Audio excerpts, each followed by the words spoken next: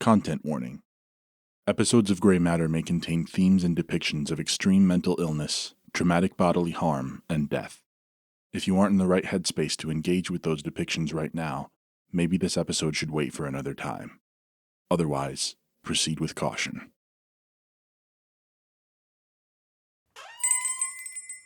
Hello, and welcome back to Grey Matter. When I give you certain tapes to watch, some of the more upsetting ones in particular, I hope the one lesson you take away is this, that the body is not immutable. The body, after all, is not one thing, some pile of solid gelatinous flesh without organs, bone, or muscle, but instead a singular term we use to describe a complex microbiological and biomatic collective. You are not one being, but a series of overlapping processes, united only by the illusion of individual consciousness, and each of those unique parts that make you up can be violated, warped, even destroyed without the express consent of the collective. So, with that in mind, and in that context, what does a term like bodily autonomy even mean? Well, as with all ethics, it's a compromise, a blend of moral and intellectual summaries negotiated at length within our society to form the basis of common law. And all of that is well and good, so long as everyone in that society is operating in honest good faith. But all it takes is one bad actor, one cancer cell spreading its poison through a healthy body, to corrupt and corrode that society until it can impose a tyranny on the rest of its members. They are the hijackers, the parasites, the ever-present violators of the sanctity of human rights, and any of us could be their next victim. So whose opinion matters? Who gets to choose what happens in and to your body, as much as it can be controlled by anyone? Only you.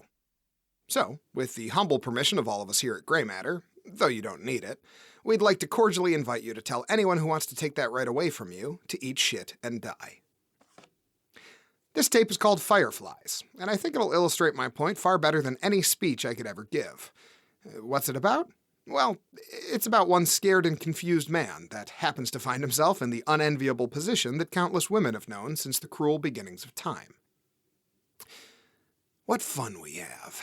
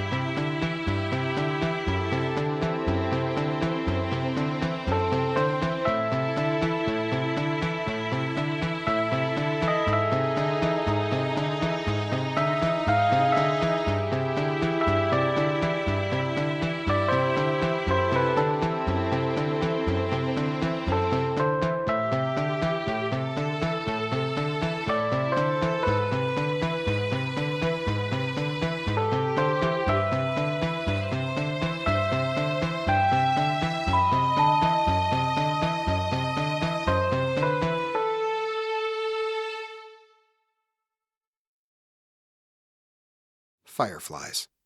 Written and directed by Jonathan Inbody.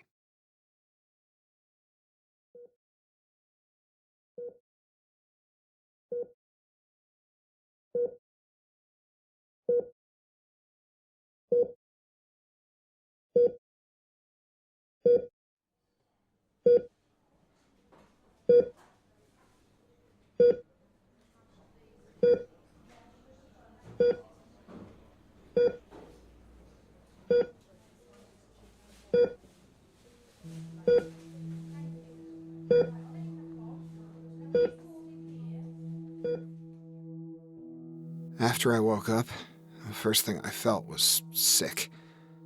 I looked down, my eyes barely strong enough to stay open, and saw an IV needle sticking into the vein on the inside of my arm. Underneath it was a hospital bed with sterile white sheets, and next to it was my body, covered only by a thin blue gown. I immediately felt self-conscious, ashamed, shifting my bare legs past where the gown ended just above my knees. One leg was stiff, there was a cast on it, and up past where the cast ended, bandages dotted the patches of exposed skin. My head was pounding, and the nausea in my stomach seemed to be rising up into the back of my throat. I was weak, sick. I gagged and rolled onto my side, then threw up onto the bedsheets. A cold sweat broke out on my forehead, and I shivered. I pulled my legs up and wrapped my hand around them, trying desperately to gather up enough strength to turn my head away from the vomit.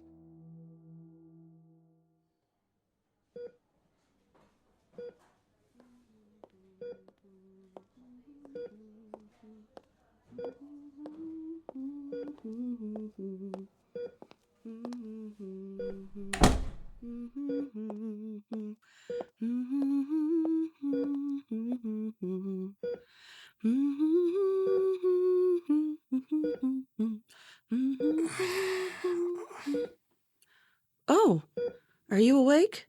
It's Adam, right? Yes. What? You're at a hospital, honey. Mount Mercy of the Blessed Virgin. I'm Joe. I'm your nurse. You were in an accident. Do you remember anything? I'm not... Can... Here, let me take care of that. She slid her arms beneath me and rolled me over, then held my head up and fluffed the pillow. After, she took to cleaning up my mess, silently scrubbing at it as I tried to pull myself together.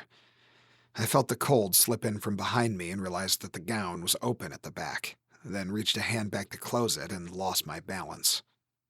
Joe caught me and gently pushed me back to where I'd started, softly shushing me as I tried to protest. It's okay. You don't have to be embarrassed. We're taking care of you. Your blood pressure's a little high. I get nervous around doctors. Medical stuff in general, just... Ugh. Was I driving? Did I hit someone? No, somebody hit you. They drove off, but they called an ambulance first, so I guess they weren't all bad. Am I gonna be able to walk again? Huh? Oh, you'll be all right. Leg's broken 2 places, and you're all cut up. Some stitches on your brow and forehead and a shoulder we had to knock back into place, but all things considered, you're getting off easy. Why do I feel so sick? Could be the adrenaline. Either that or what we gave you for the pain. It might be a little hard to move for a while. Do you have a mirror? Can I see my face? Sure, honey. 1 second. It's okay. I'll hold it. Just lie back.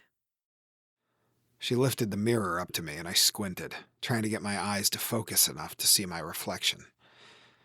She was right. I looked a little worse for wear, with a large bandage stretching down over one swollen eyebrow and a few cuts on my cheek, but I was still me. I suddenly gagged, then opened my mouth and looked inside, tilting my head back to see past my tongue. There, at the back of my throat, I saw the stubby end of a spindly, white finger move quickly out of sight. What the fuck? What? What? There was something in my mouth, reaching up from inside my throat. All right, maybe I ought to ease you off the morphine. No, you don't. It was there. I just saw it. Okay, Adam, let's not get hysterical. You don't believe me? I didn't say that, but you've been through a lot. You only just woke up. It's easy to let your imagination get the better of you. If it helps, think of it like this. You're alive, and you're gonna be okay. That's a blessing in my book. A blessing. I'll keep that in mind. Jesus. You all right? Yeah, I think so. It hurts. Like I can feel something moving in my guts. It's just your organ settling. What do they call that? Peristalsis, I think. You're okay, but you've been through some trauma. For a couple of days, your body's gonna settle like an old house. Good to know. Did you call anybody? We couldn't get into your phone, so we weren't sure who to call. That's okay. Where is it? What? My phone. Oh, I don't know. It's somewhere. I'll look around for it. What about my clothes? You'll have to stay in the gown until you're discharged. Any idea when that'll be? Why don't you try and get a little more rest, Adam? Jo crossed the room and closed the blinds, then walked back to the door and pulled it closed as she left. For a minute, I just laid there, thinking everything over. There was something about her that I didn't trust, even if I couldn't put my finger on what. And I knew that I had seen something moving at the back of my throat. I weakly rolled over and scanned the room. When I saw the hand mirror, sitting on the counter under some cabinets, I slid my legs underneath me and struggled to sit up. I winced at the pain in my gut and tried to reposition the IV to give myself a little more distance without pulling it out of place. I could reach it. Maybe. If I stretched as far as I could, if I didn't lose my balance. It was worth the risk. I pushed myself up with trembling arms and stretched them out towards the counter, shifting my body as close to the edge of the bed as I could without flipping it over. I could feel the IV tugging on the inside of my elbow, and the cast on my right leg sliding on the bedsheets, but the tips of my grasping fingers were so close, less than an inch away from the small mirror's handle. I shot my arm out and grabbed it, and when the bed tipped forward, on the verge of toppling, I slammed my body down and rocked it back into place underneath me. I caught my breath, feeling sweat trickle down my back as the radiating ache in my stomach and legs subsided. Then I ran a hand through my hair, the most reliable way to calm myself down since childhood. But when I pulled it back, my palm was covered in stringy clumps of loose hair. In a panic, I raised the mirror and turned my head to look. My hair was thinning, falling out in clumps, and the skin underneath it was sallow and wrinkled. The bags underneath my eyes had grown, and my clammy skin was getting pale. What was happening to me? Why did everything hurt? I slowly opened my mouth and looked in past the teeth, past my twitching tongue and into the darkness that led down into my esophagus. I could still feel something there, lodged inside. I tried to cough and watched as a small, dark shape bulged up at the back of my throat. I stuck a finger into my mouth and frantically poked at it, gagging and coughing. It wriggled at my touch, then reared back and uncurled. It was a pair of pale, chalk-white fingers, split off at a joint knuckle. As they unfolded, bending impossibly far back, the fingertips began to glow with a soft, yellow light.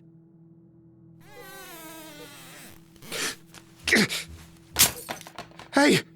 Jo! Anybody, get in here! Everything all right? No, everything is not all right. There's something inside me, something alive, some fucking creature. And I want it out. Okay, calm down. I'll take a look. You're not listening to me. It's in my mouth. Okay, then open up and say ah. Oh yeah, there he is. Kind of cute, isn't he?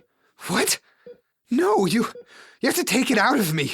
You gotta get rid of it. It doesn't belong there. Sure looks like he does.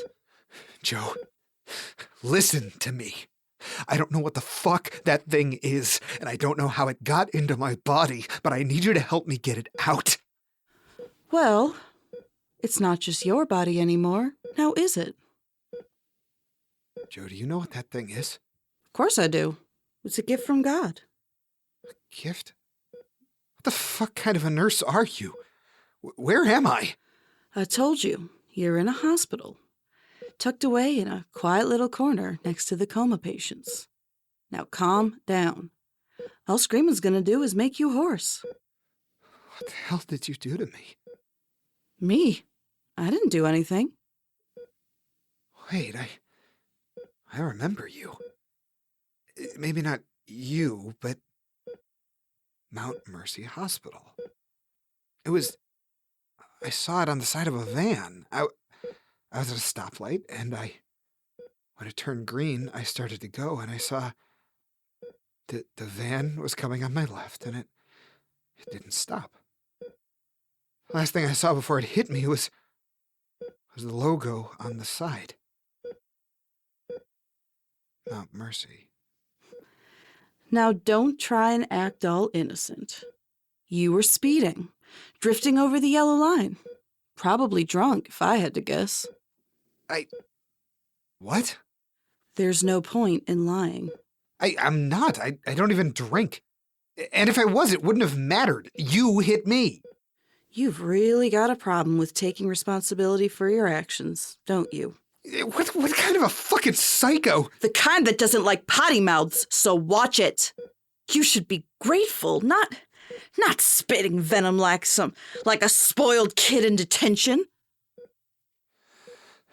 Joe, I want you to listen to me. You can go and get me a doctor, a real doctor, or you can stay here and try and smother me with a fucking pillow if you want. But I am getting this thing out of me, with or without your help. I'll drink a drain cleaner martini if I have to. Fine. If that's the way you want to play it. She turned to reach for a syringe and a bottle of medicine, but by the time she turned back, I was already jamming a finger down my throat. Hey, don't!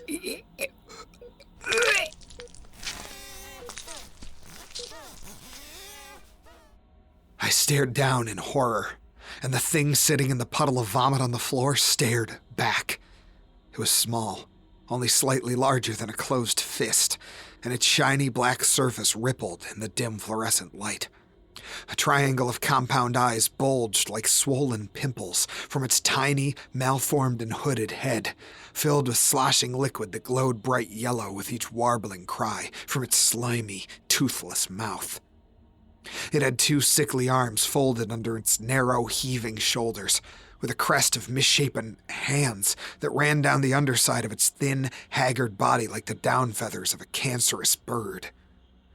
The thing flailed, wriggling like a maggot in the filth on the floor, and as it stretched its arms out, I saw stinger-pronged thumbs sticking out between the two stubby, grasping fingers on each twisted hand. It rolled on one side, pulling the veiny white umbilical stretching from its body to my mouth taut, and I groped numbly at the slimy cord. I tried in vain to tear it, unable to get a grip, and a few steps away, Joe's face darkened with rage. He's just a pup! He can't survive on his own yet! You're gonna kill him! Good! Murderer! If you can't control yourself, then you'll have to be restrained. No! No! Stop it! Stop! I thrashed against the restraints as she wrapped them around my wrists, kicked my legs out wildly as she held them down. Then, in one last act of defiance, I slammed my jaws shut on the umbilical cord in my mouth. Pain shot down my throat into my gut, and I gasped, then took a few shallow breaths as Joe crouched down to the floor and picked up the hideous thing. She walked over to the bed, cradling the little creature in her arms and gently cooing at it, then looked down at me with disgust. People like you sicken me. You know that? God gives you a gift, a blessing, and you spit in his face. Imagine if your mother treated you like that. My mother was a miserable piece of shit, and a mean drunk. Well, she can't have been all bad, could she? She took responsibility for herself and raised her child. And she did a fantastic job. You turned out just fine. Fuck you. You don't know my fucking life. I'm not even a person to you. Now that's just not true, Adam. You're more than a person. You are a precious vessel, just like God made you. And you've been blessed enough to have the chance to carry one of his darling little angels, his fireflies. But no. You'd rather have, what, some miserable, loveless life without anyone to take care of you when you're old? Never making any sacrifices? Never being fruitful and multiplying to bring something beautiful into the world? Beautiful? You are crazy. No, I'm loving, forgiving, kind. Things someone like you would never understand. You should be grateful. There are lots of people who that would love to. I would.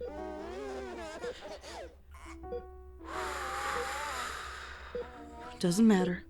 You were the one he chose, and it's not for us to question it. We're only human. Joe, please. Whatever that thing is, it's not an angel. It's a fucking monster. A leech. What a horrible way to talk about your own flesh and blood. She leaned over me and held out the slimy, hideous thing expectantly. Its bulging eyes glowed as it wriggled like a maggot, and I watched the twin fingers on each malformed hand curl in to cover the stinger thumbs as it flattened them against its malnourished body. It was getting ready to worm its way back inside, to find somewhere snug and safe to nestle deep in my roiling guts. Joe pushed a bunched-up tangle of umbilical cord into my mouth and massaged my throat to force it down, eyeing me threateningly as I squirmed on the bed. I knew I couldn't bite down, not without hurting myself, but I had to do something. That thing, that vile little worm, was feeding on me like a dug-in tick, dissolving and devouring my insides so it could grow big and strong. I couldn't just let it happen, but what could I do? I clenched my fist and closed my eyes, trying to prepare myself for what was about to happen. After a second, I felt the thing's bulbous head press through my lips and past my teeth. Its hooded forehead thinned like a snake, squeezing down my throat as I gagged, and I could feel its two-fingered hands scuttling over my tongue as they pushed off. After a few long moments of pained breathlessness, of a throat thickening and threatening to tear, the creature was inside again. I felt it push through my guts, wriggle and wind into a satisfied curl somewhere between my stomach and bladder, and when a pronged hand pushed up against the inside of my skin, it took everything in me not to faint. Then it went still, and contented humming rippled out through my midsection and out into my limbs. I looked up to see Joe's smiling face, beaming down at my clammy, sweat-covered body. She patted my cheek, and I flinched. You might not feel like it now, but you're radiant, glowing. I can almost see his light shining through you. All right, I've got to go finish my rounds. I won't be long. Wait, Joe, don't leave. What if something happens? What if he needs you? I can't reach the call button if my hands are bound. You must think I'm pretty stupid. What am I gonna do? Do you really think I want to go through all of that again? Even if I did, where would I go? I can't exactly run on a broken leg. I get it now, okay? I get how important he is to you.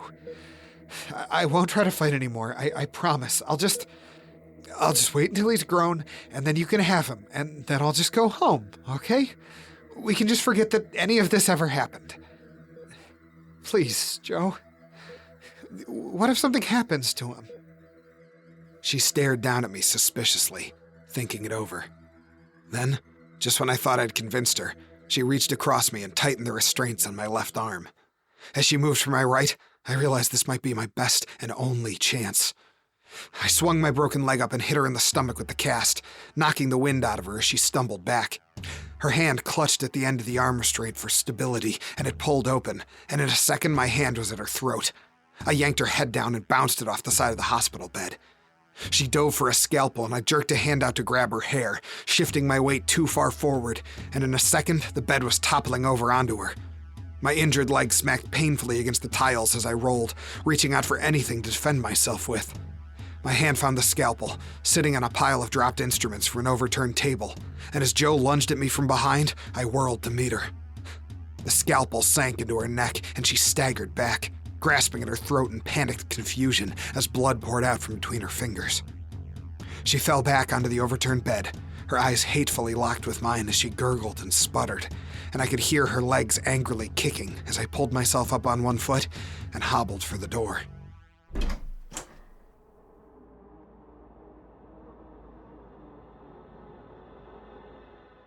I limped down the empty hallway, one hand sliding along the wall for balance as I went.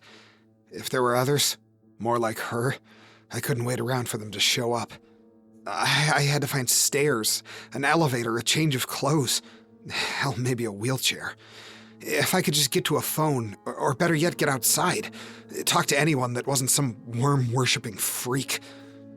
Where had she said that I was? She had said something. The corner of somewhere? At the end of the hallway, I turned into the next ward, where 2 long rows of beds sat behind hanging plastic curtains on either side of an elongated room. At the far end sat a large metal door, with a panel of frosted glass and a heavy padlock. I dragged myself slowly down the center of the long, dark room, and the whole way I could feel the thing wriggling in my guts, squirming and shifting and stretching against the confines of my skin in confused distress. Sorry, little guy. Your aquarium's on the move. As I passed more and more of the dark beds hidden behind plastic curtains, I wondered if there were patients behind them. If there were other prisoners here. I couldn't leave them with a clear conscience. I hobbled to a stop and pulled a curtain open. Behind it, a naked, sickly woman laid on a hospital bed with an empty IV in her arm and a broken ventilator attached to her face. Her skin was pale, almost see-through, and through her thin, greasy hair, her sunken eyes stared up at the ceiling in vacant horror. Her ribcage was bulbous, expanding out from inside her loose, baggy skin, and I saw a familiar shape making a visible impression in it. It sat half-curled at the base of her gut, and as I leaned in to look closer, I smelled the unmistakable stench of rot. It was dead, and so was she. Suddenly, my stomach rumbled. I felt a quick, stabbing pain, then felt the thing inside me shift. Then, as I crouched, doubled over, the smell of grave rot in my nose began to change. It turned from sickly sweet to savory, almost mouth-watering, and as I raised my head to look at the body, I found myself racked with terrible hunger. I knew what it wanted, what it was making me want. Not in a million years, you little piece of shit. I moved to the next bed over, angrily pulling the curtain aside and looking in. It was another body, this one in even worse shape, with a reddish-brown puddle of caked blood soaked into the bed underneath the corpse. It was curled into the fetal position, with the dead man's hands clutching his legs to his chest, and the fingernails dug so far into the flesh that they had more or less disappeared. His jaw was snapped and dangling, half-attached, with a long tear of flesh running up from his lip to his ear, and a thin black umbilical cord sat hanging from inside his torn-up throat and down to the floor. Under the bed, a dead worm thing sat shriveled in a puddle of black slime. Its swollen eyes had burst, and the pronged fingers were clutching at the empty sockets.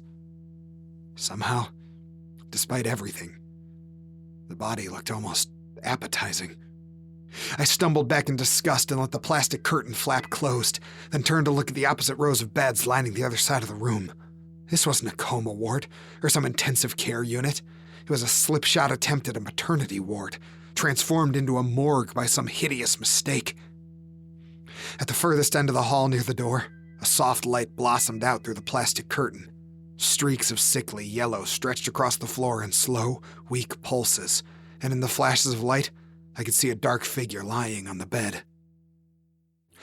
A yellow glow emanated from under my gown. I could feel the thing moving inside me, pulsing and wriggling as it slowed its flashes of light to match the pace of the pulses at the end of the hall. And although I didn't want to approach it, I couldn't stop my legs from moving. We walked down the hall entranced, me trying to ignore the smell of the dead and it struggling not to be distracted by the glorious rot all around us. It was pushing us forward on pure animal instinct, and when we reached our destination, my hand moved to sweep the curtain aside without me moving it. As a pulse of yellow light subsided and my eyes adjusted to the dark, I began to make out the shape lying on the hospital bed.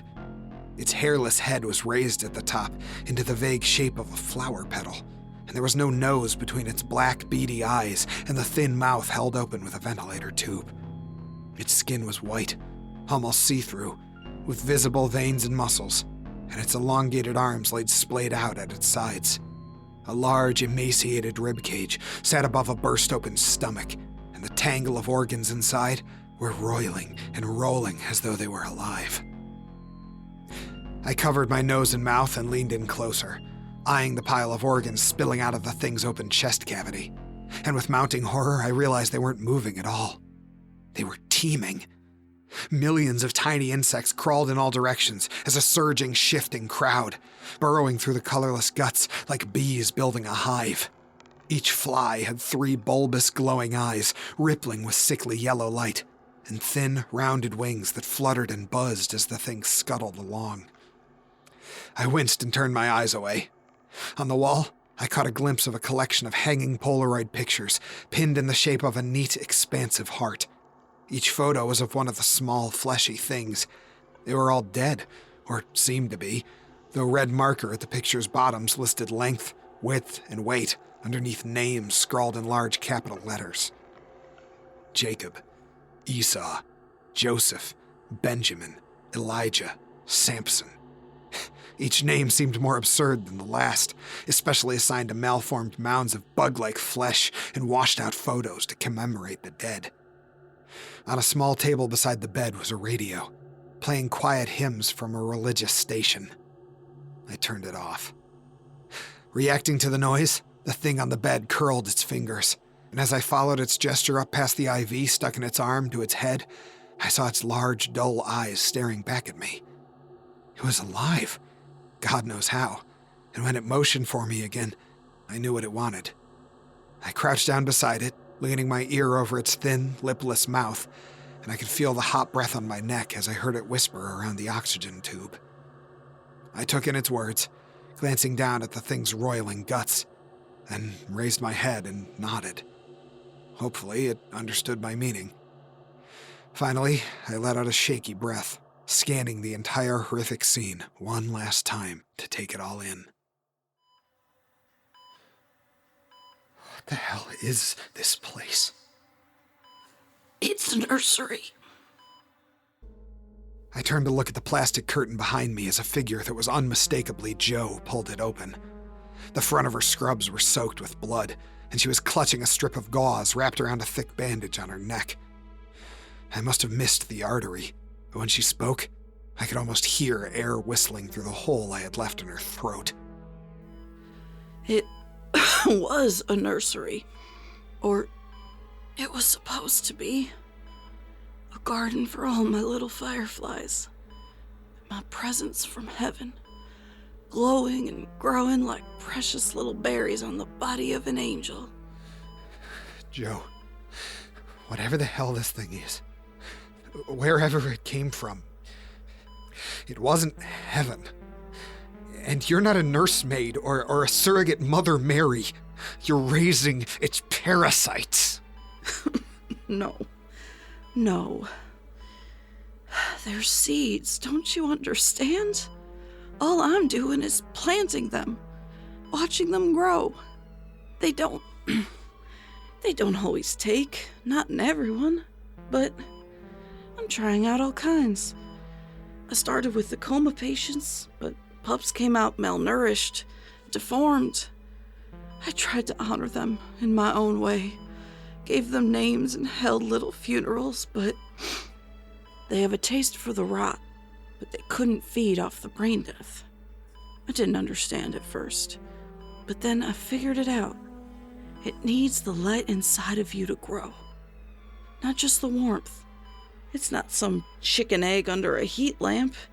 It needs the mind, the real us, the little electrical impulses that make us what we are, the soul. You mean they need something they can really kill? Something to leech off of, to spit up on, and dissolve like a botfly. And the thing that really nourishes them is that the host knows what they're doing. The host has to be awake, afraid. Maybe it releases all the right juices. You use the words of the world, I'll use the word of God. I know a miracle when I see it. My angel spoke to you, didn't he? What did he say? I glanced back at the thing on the bed, its glassy eyes still looking weakly up at me. Its hand curled closed and open again, and I nodded. Joe took a step forward, and my hand shot out to the bed, tearing the IV needle out of the thing's arm. Then, as she grabbed at my shoulders, my hands went for the ventilation tube. I yanked it back forcefully, ripping it out as the thing gagged and choked, and I heard the buzzing in its gut intensify. The creature sputtered, coughing wetly as black blood spilled out of its mouth and onto the bed. At its midsection, the countless flies were beginning to swarm, spiraling up and onto the tangle of black organs like bees in a hive that had just been hit by a rock. Suddenly, they were everywhere, biting and stinging every exposed inch of skin as I tried to protect myself.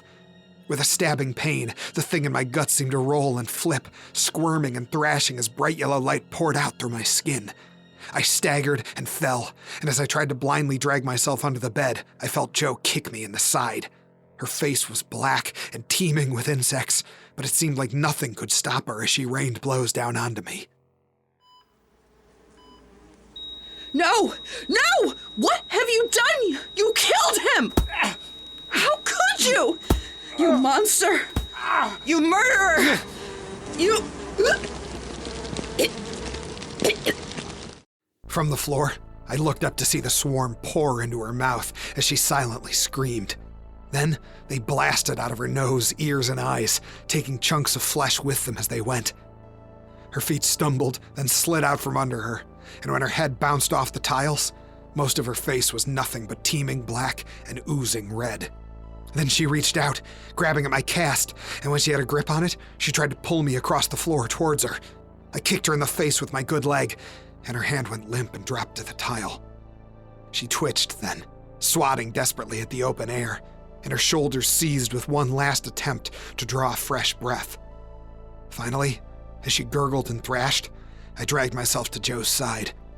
Her wild eyes darted back and forth in a horrified panic, and when they turned towards me, I met them.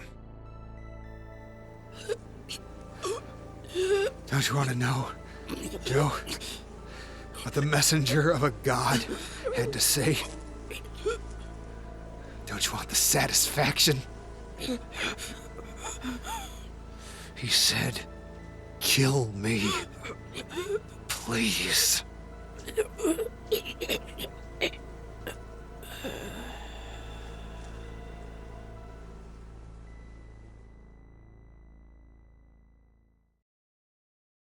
The swarm slowly receded, returning to its dying host on the bed above. Soon enough, the monitor died too. Some part of me wondered why I just laid there on the floor, watching the light go out of her eyes. Was it because she deserved it?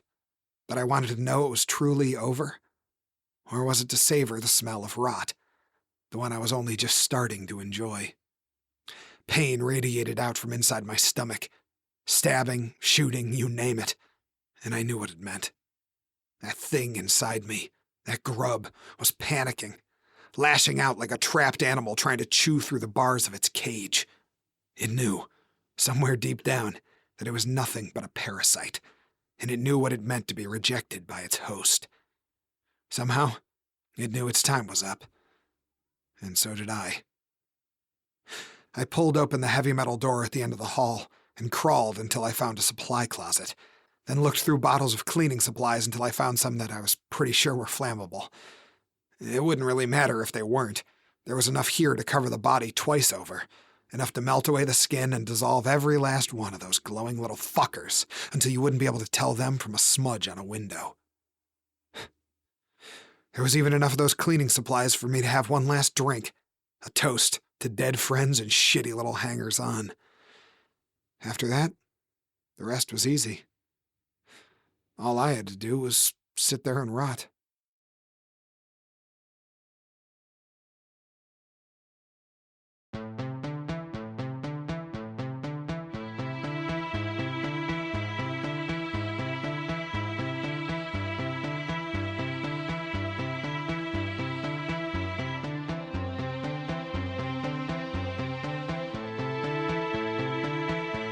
Fireflies was written and directed by Jonathan Inbody. It was edited by Jeffrey Lavin, with music composed and performed by Samantha Hunt. Adam, the narrator, was played by Jonathan Inbody, and Joe was played by Andrea Inbody. Gray Matter is a Word Search Media production. Any similarities to real people, places, or things is purely coincidental. If you like the show, please rate and review us on Apple Podcasts, Spotify, or wherever you get your podcasts. And support us at patreon.com/graymatterhorror. Be kind. Rewind.